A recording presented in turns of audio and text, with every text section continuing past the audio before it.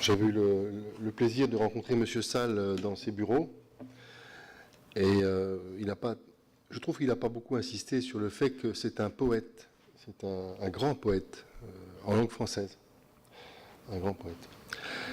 Et nous avions eu une conversation assez longue, et les images qu'il avait employées nous emmenaient sur les rives du fleuve Sénégal d'un coup d'aile de poésie. Là, c'est vous qui êtes poète, là. Mais vous m'influencez, oui.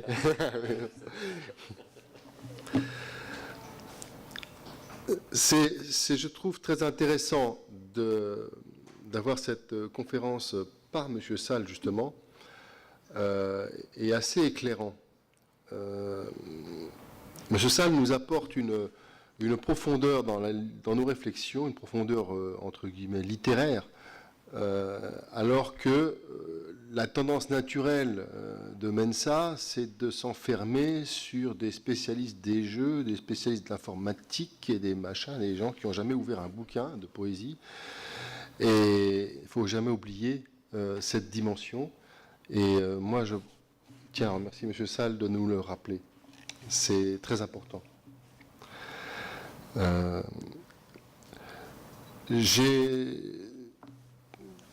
été amené, après de nombreuses années de présidence de Mensa France, à un jour constater qu'en dehors d'une Mensa Afrique du Sud, il n'y avait pas de Mensa en Afrique.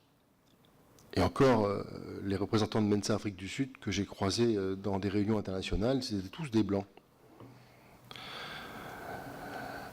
Et moi-même, étant assez actif dans des associations en France et en Belgique sur l'intégration des Noirs dans nos sociétés, je me suis quand même posé des questions à ce sujet.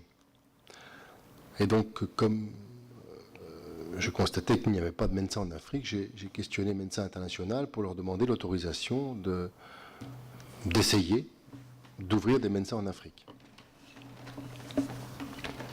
On m'ont donné leur accord, évidemment.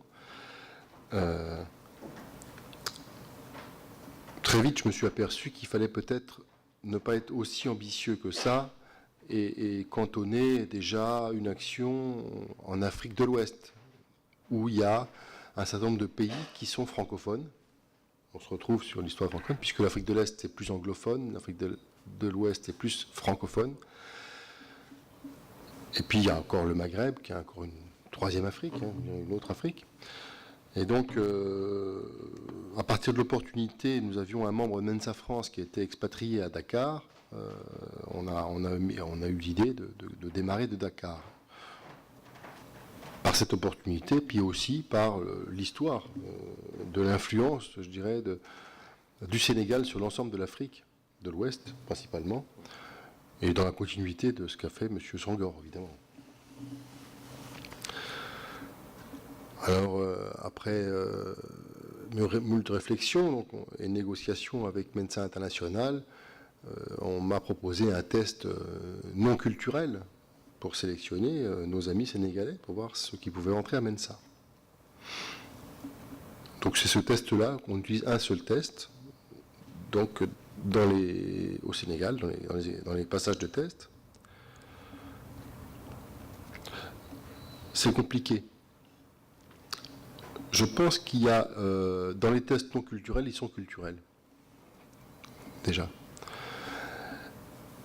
Et donc, le fait d'assembler et de suivre des figures logiques, bien c'est conséquence d'une certaine culture. Et c'est pas là où les Africains sont les meilleurs. Ce qui veut dire que ceux que nous retenons sont exceptionnels. C'est beaucoup plus sélectionné que chez nous. Pour cette raison, et puis pour une autre raison, c'est que chez nous, nous avons plusieurs tests, que celui qui réussit un des trois a la forte chance de rentrer à Mensa. Là, s'il n'y en a qu'un, donc il l'a ou il ne l'a pas. C'est beaucoup plus sec. Hein.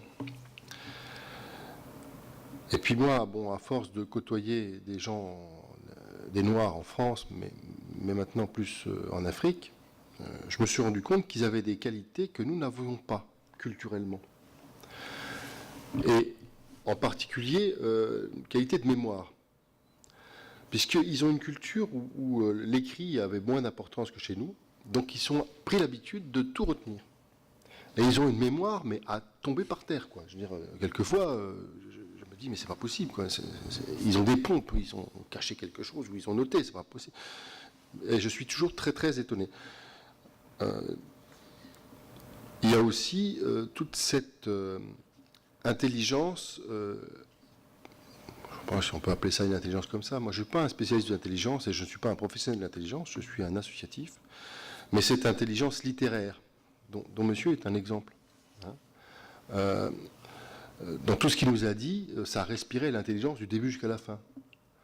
Mais monsieur arriverait-il à passer un test type informaticien? J'en sais rien.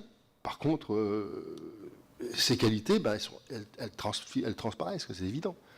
Donc, je crois qu'à un moment donné, il va falloir qu'on négocie avec les psychologues au niveau international pour adapter les tests à la culture, parce que c'est quand même idiot de passer à côté de la plupart des gens qui devraient rentrer à Mensa.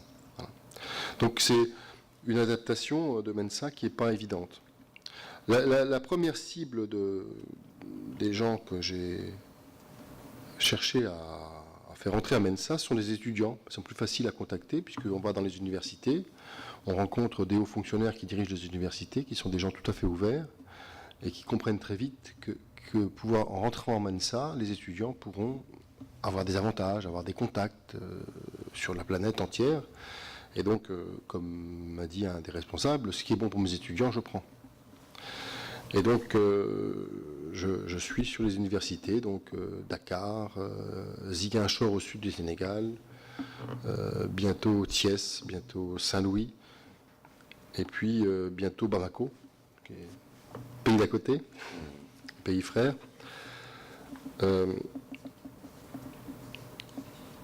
Donc actuellement, nous avons 14 étudiants, 14 Mensans en Afrique, au Sénégal, pour l'instant. Ils ont le statut de membres de Mensa International, c'est-à-dire qu'ils sont reliés directement à Mensa International, hein, puisque nous n'avons pas encore de structure du pays, et qu'il y a beaucoup de choses à mettre en place avant d'arriver à ce qu'on ait les structures du pays. Et ce n'est qu'à ce moment-là que je pourrais passer la main à un jeune Sénégalais, même si au début je suis très, très, très bien secondé par ces jeunes-là. Ce qui est très caractéristique, et j'ai pu faire un peu cette différence entre les Noirs qui habitent ici et les Noirs qui sont là-bas. C'est que les jeunes étudiants, ceux qui ont entre 18 et 22 ans, ceux que je vois maintenant, sont beaucoup plus ancrés dans leur pays. Et je pense qu'il y a eu une révolution qui est passée par là, c'est la révolution Internet. C'est-à-dire qu'ils sont en prise directe avec le monde. Et ils sont très conscients des richesses et des manques de leur propre pays. Et ils ont généralement, dans quasiment l'unanimité, qu'un seul souhait, c'est de développer leur pays. C'est compliqué de développer un pays comme ça. Alors, évidemment, moi je réunis avec nous une certaine élite, ce qui me fait penser que le jour où on a 150 jeunes africains de l'Ouest à Mensa, on aura parmi eux, dans une vingtaine d'années, plein de ministres et de présidents de la République. Ça me paraît évident. Ce sont des jeunes très très brillants. Mais à l'heure actuelle, il y a un vrai problème, c'est la pauvreté en Afrique. Monsieur Sall n'a pas insisté, c'est un poète et puis il était sur un autre sujet. Mais c'est vrai qu'il y a un vrai problème crucial de pauvreté, de pouvoir d'achat, de manque de pouvoir d'achat. Je prends un exemple, je suis allé 3 fois en Afrique ces derniers mois. Au mois d'avril, j'arrive à Ziguinchor, à l'université. Donc, université, il y a 3500 étudiants. Et il y en avait 3000 dans le campus réunis, et il y en avait un qui était sur une caisse et qui haranguait la foule. Et puis tout de suite, les étudiants me voient arriver, ils foncent vers moi et me disent restez. On a viré tous les profs, on a interdit tous les cours, mais la séance de test pour Mensa, c'est sacré, on va la faire. Mais je dis, mais qu'est-ce qui se passe? C'est la révolution. Alors c'était un matin, il était 10h du matin. L'université se trouve à 5 km de la ville, un campus. Il n'y a pas de transport particulier pour ramener les étudiants, donc soit ils se cotisent et ils payent un taxi à plusieurs où ils donnent chacun 100 francs. 100 francs, c'est 15 centimes d'euros pour aller en ville, mais la plupart sont logés sur place et sont nourris sur place. Et donc il était 10h du matin et ils n'avaient pas eu à manger depuis la veille au matin. Parce qu'il n'y avait pas d'argent, donc on ne peut pas leur donner à manger. Donc ils étaient coincés là et puis ils n'avaient rien à bouffer. Bon, si vous voulez une révolution quelque part, vous prenez des gens de 20 ans et puis vous leur donnez pas à manger, vous allez voir ce que ça fait, quoi. Ça peut vite devenir sanglant, quoi. Et donc effectivement, ça interpelle. On a des garçons et des filles très très brillants, et puis ils n'ont pas les plus simples besoins satisfaits. Quand je me réunis, je me souviens d'une réunion qu'on avait eue avec des jeunes, c'était un tout petit peu excentré, puis la nuit, c'est pas facile de se déplacer, donc ils étaient venus à pied. Je les invite au restaurant. Je me ruine, hein. On était 10 au restaurant, on a mangé, bu du coca, hein, des trucs comme ça. J'ai dû m'en tirer pour 12 euros, quoi, hein, au total. Hein. Et au moment de partir, le leader, le LOCSEC, vient me voir, il me dit, écoute, je suis embêté. Il faut vous rendre chez nous, puis là il est 1h du matin, et puis bon, c'est pas, la nuit c'est pas très bien et tout. Et en fin de compte, il me dit, est-ce que tu n'aurais pas 1000 francs? 1000 francs, c'est 1,50 € pour notre taxi. Ils n'ont pas d'argent, rien du tout.